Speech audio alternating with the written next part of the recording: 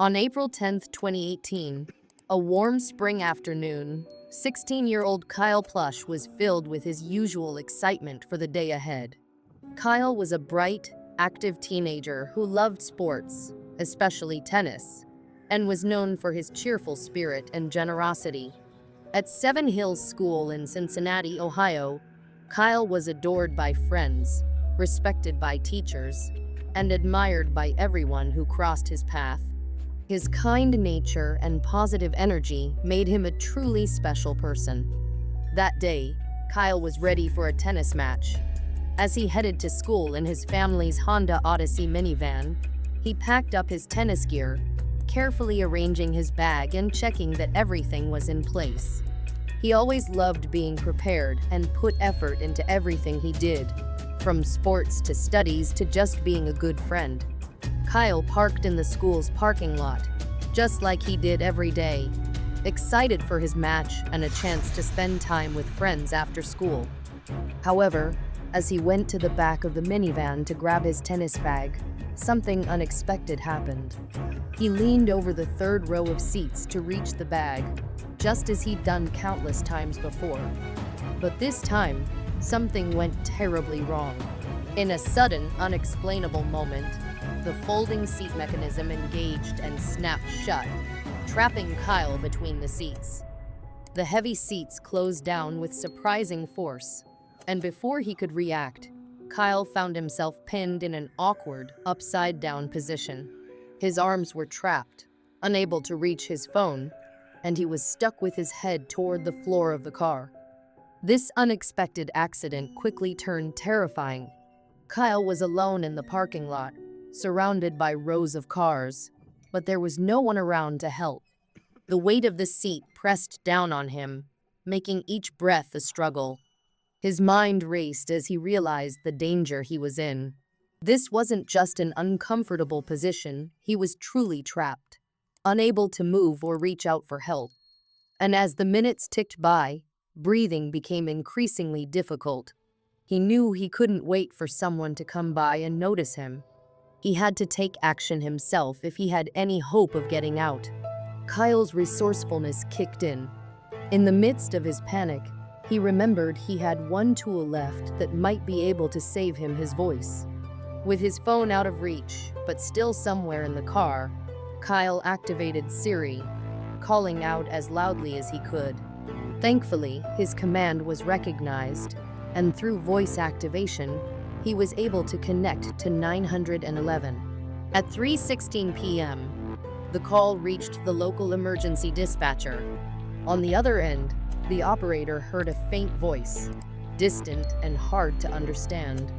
It was Kyle, speaking as clearly as he could under the weight of the seat, straining to explain his situation. His voice was muffled, making it difficult for the operator to fully grasp his words. But even through the faint connection, Kyle managed to get out the critical details.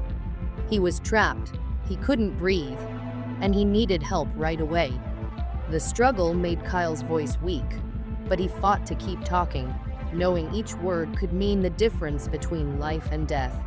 He used what little strength he had to stay calm and try to convey his urgency to the operator, even though his breaths were becoming shorter and his energy was fading. On the other end, the operator tried to ask questions, but due to the distance between Kyle and his phone, communication was limited. Kyle could barely hear her responses, and the operator could only hear his voice faintly, making the situation even more challenging.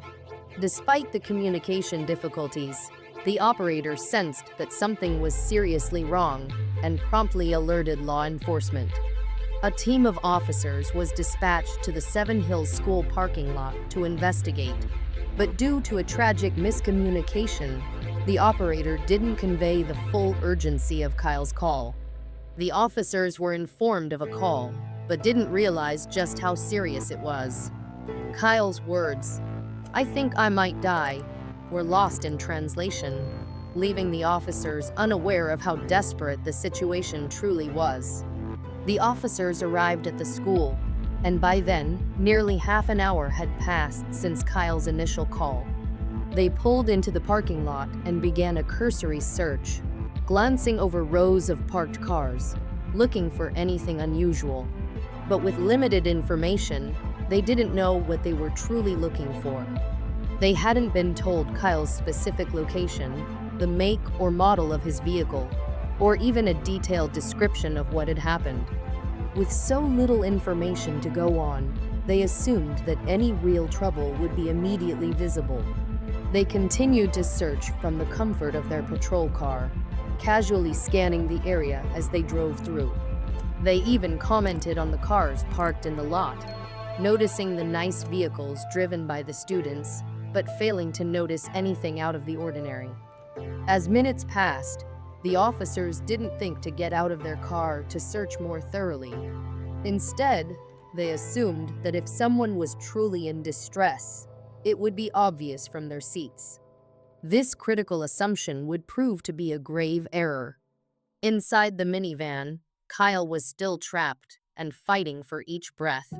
With every passing second, the pressure on his chest grew more intense. The air felt thin, and his energy was draining fast. Kyle knew he was running out of time, but he was determined not to give up. Realizing his first call hadn't brought help, he made a second attempt. Through sheer willpower, he activated Siri once again and made another 911 call. This time, with even less strength than before, Kyle's voice was almost a whisper.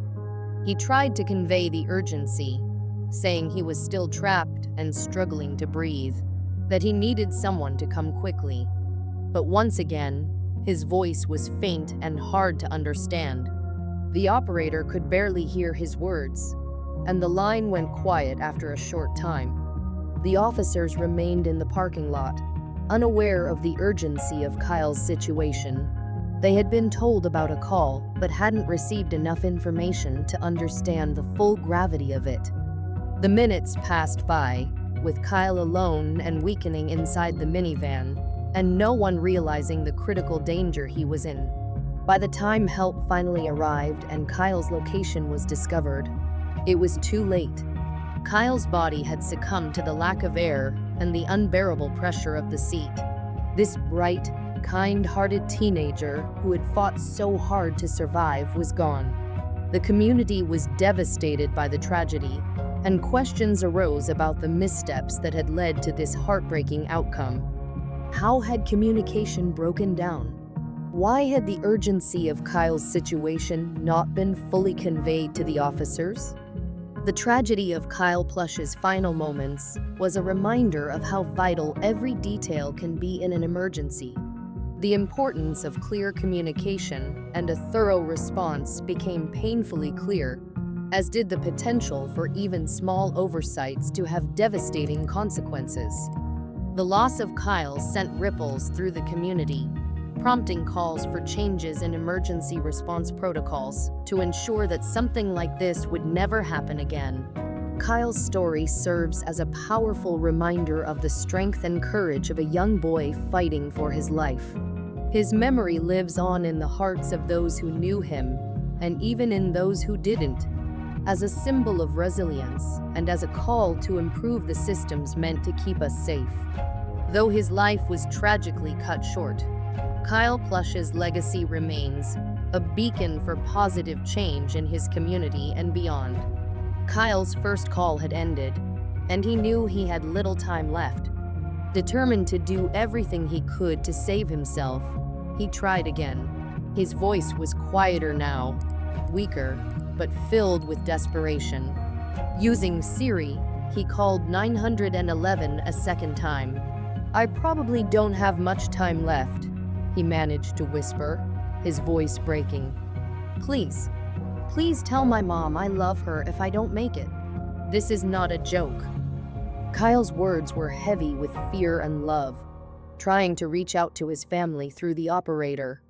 Every word was his way of fighting, of clinging to the hope that someone would come, someone would find him. He knew his time was short, but he pushed through, determined to provide more details that could lead rescuers right to him. He carefully described his car, its make, model, and color. He described the parking lot where he was stuck. Kyle hoped these details would help guide rescuers faster to where he was trapped. This time, his words were more precise and his directions more specific. But even with his effort to be clearer, the dispatcher didn't pass along his exact condition or the urgency of his location to the officers who were close by. The officers nearby were unaware of Kyle's precise location, the severity of his distress, or even that he'd managed to make 2 calls to 911. They circled the parking lot one last time, driving slowly, unsure of what they were even looking for. In their minds, the call might just be a prank, one of many they received daily. Without checking further, they closed the report with a dismissive, "I don't see anybody," and drove off without ever getting out of their vehicle. They never saw him, never realized that the situation was life or death. They left, believing there was no real emergency. Meanwhile, Kyle's family was growing more and more worried. Hours had passed since they'd last heard from him, and the silence was becoming unbearable. His father decided he couldn't wait any longer. Fearing for Kyle's safety, he drove to Seven Hills School, where Kyle was last known to be. His heart was heavy with worry, but he still hoped for the best. As he pulled into the school parking lot, he scanned every car, looking for Kyle's van. When he finally spotted it, a sense of dread washed over him. He approached slowly, almost afraid of what he might find. Taking a deep breath, he opened the back of Kyle's Odyssey. There, in the back seat, lay Kyle. But he wasn't breathing. 6 hours had passed since Kyle's desperate calls for help, and in that time, his fight had come to a tragic end. His father stood there, grief-stricken, unable to believe what he was seeing. His son, who had tried so hard to reach out for help, was gone. Kyle's family was devastated. They couldn't understand why no one had found Kyle in time. He had done everything right. He'd called 911, given clear directions, and even made a second call to make sure rescuers could find him. He believed that the police would be there, that help would arrive. Yet, even with clear information and the technology to pinpoint his location, a series of mistakes had led to this heartbreaking ending. Kyle's family struggled to make sense of what happened. They were overwhelmed with questions.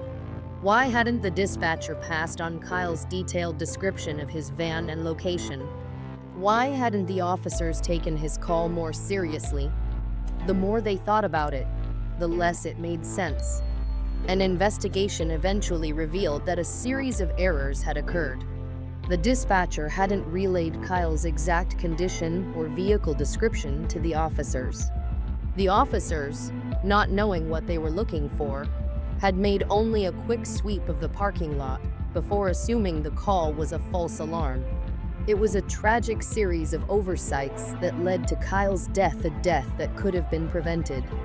Kyle's parents, Jill and Ron Plush, were determined that no other family should suffer like this. While nothing could bring Kyle back, they hoped to spare other families from the pain they were feeling. They decided to take action. They filed a lawsuit against the city of Cincinnati, questioning why Kyle's 911 calls hadn't led to the help he so desperately needed. After a long legal battle, the Plush family received a $6 million settlement from the city. But for them, the money was far from enough. It couldn't heal the pain of losing Kyle, and it couldn't erase the haunting memory of his final calls. What they wanted was change, a change that would ensure no other family would have to go through the same tragedy. Jill and Ron Plush, heartbroken but determined, began to pursue a mission that went beyond grieving for their son Kyle. They wanted to ensure no other family endured the same loss due to avoidable errors. After Kyle's tragic death, the Plush family directed their energy toward reforming emergency response systems across the nation. Through countless meetings with 911 centers and dispatch offices, They shared the painful details of Kyle's final calls, showing how critical each decision, each piece of information, and each response was in emergency situations. Their goal was clear: to change how dispatchers handle emergency calls so that no one's cry for help is ever disregarded or mishandled again. They wanted dispatchers and officers to understand the importance of fully investigating every call, to listen with care, and to treat every detail with urgency. Jill and Ron's message was simple but profound. Each call matters. Each caller deserves full attention, and even the smallest details can make the difference between life and death. By sharing Kyle's story, they highlighted the devastating impact of assuming any call might be a prank or exaggeration. Through their advocacy, the Plush family pushed for training programs that emphasized compassion and urgency. They worked with emergency response centers to create protocols that would prevent future tragedies like Kyle's. Dispatchers were now encouraged to understand that even calm callers might be in critical situations, and that their tone or words should never be taken lightly. The Plush family explained that assumptions and delays in passing along information had a significant cost, and they sought to eliminate such errors through a rigorous, detail-oriented approach to each call. Their advocacy had a powerful impact. Emergency response systems across the country began adopting new protocols that included relaying all critical information from the caller, including details about their surroundings, location, and any emotional cues. Officers in the field now receive these full details to ensure they understand the urgency and seriousness of the situation. This way, the focus remains on providing the best possible response rather than questioning the validity of the call. The Plush family's mission extended to training programs that equipped dispatchers with the skills to pick up on every detail from a caller, no matter how subtle. They knew that even a calm voice could mask a life-threatening emergency, just as Kyle's call had. They wanted dispatchers to know that any call could mean life or death, and that nothing should be taken for granted. The aim was to transform Kyle's story from a tragedy into a meaningful lesson, inspiring dispatchers, officers, and entire departments to adopt a culture of careful listening and urgency. Thanks to Jill and Ron's commitment, many 911 centers across the nation now have policies that ensure all information a caller shares, such as exact words, tone of voice, and specific details about location and condition, is carefully relayed to officers on the ground. They hope that with every center following these protocols, future lives will be saved by reducing any chance of miscommunication. Jill and Ron's dedication brought about real, systemic change. Kyle's story, while tragic, has become a lasting reminder of how critical details are in emergency response and the immense responsibility that comes with being a first responder. Today, dispatchers are more aware than ever that each call they answer could be a life and death situation, and they are trained to treat every call with the utmost urgency and care. Kyle's memory lives on through the reforms his family has championed. Their dedication has transformed a deeply painful loss into a legacy of hope and safety for others. The Plush family's journey reminds us all of the value of listening, the need for urgency, and the responsibility to treat each call for help with the respect and attention it deserves. Through their advocacy, they have ensured that no call is ever ignored and no life is ever left in danger without every possible effort made to help. Kyle's story, though tragic, brought awareness to the flaws in the old emergency response systems. His story has helped inspire even small improvements, like making sure dispatchers double-check information and ensuring communication between dispatchers and officers is clear and precise. By sharing Kyle's story and their experience, Jill and Ron Plush have encouraged dispatchers, police officers, and even regular people to treat every call for help with compassion and urgency. The Plush family has helped remind everyone involved in emergency response that each call could mean a life hangs in the balance. Today, Kyle's story is remembered through his two 911 calls, which stand as stark reminders of how quickly things can go wrong when emergency calls are mishandled. These recordings are difficult to listen to, but they contain valuable lessons for 911 operators and police officers everywhere. The Plush family's dedication means that Kyle's story continues to influence positive change. Thanks to their work, dispatchers and responders are more mindful, and fewer lives may be lost due to miscommunication or oversight.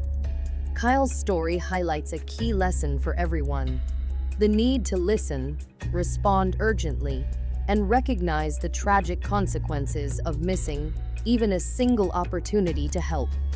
By turning their grief into action, Kyle's parents have honored his memory with a mission of hope, a mission to ensure that no call for help is ignored and no family has to experience the same loss. Through their work, they've made sure that Kyle's legacy is one of awareness, compassion, and positive change for those in need.